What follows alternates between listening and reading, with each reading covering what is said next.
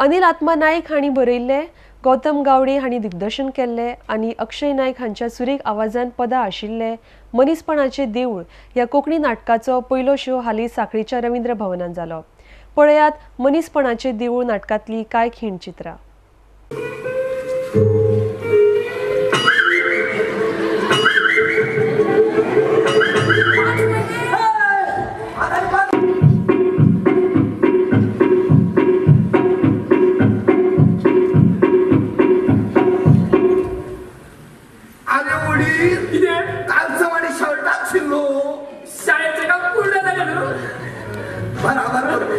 या गावात शाळेची गरज असती आणि नागाच्या शाळेची गरज असते. आता या गावची सगळी मुलं शाळा शिकतली, सगळी मुलं शाळा शिकतली.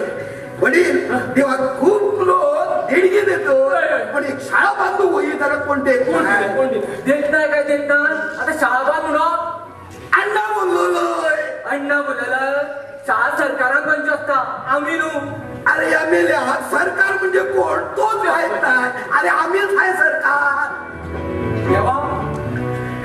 वडील काम असू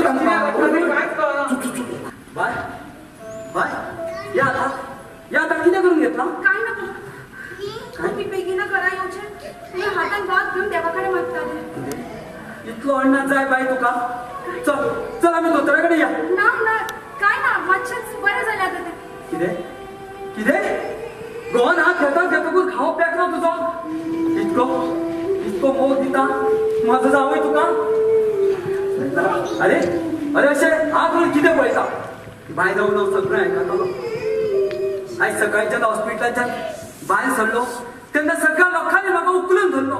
अशें तरेन सगळ्या गांवच्या लोकांनी म्हाका काम दिल्ल्या कारणान कोण कामा खातीर गांव भायर वचचो ना, कोण वायट व्यसनाक लागचो ना आनी कोण आत्महत्याय करचो ना. बरोबर अशें तरेन आमी आमचो गांव घडोवया आनी गांव सुदारुया. आनी जेन्ना हो गांव सुदारतलो तेन्नाच हो देश सुदारतलो. वारें येता तशें सूख करचें पडलें.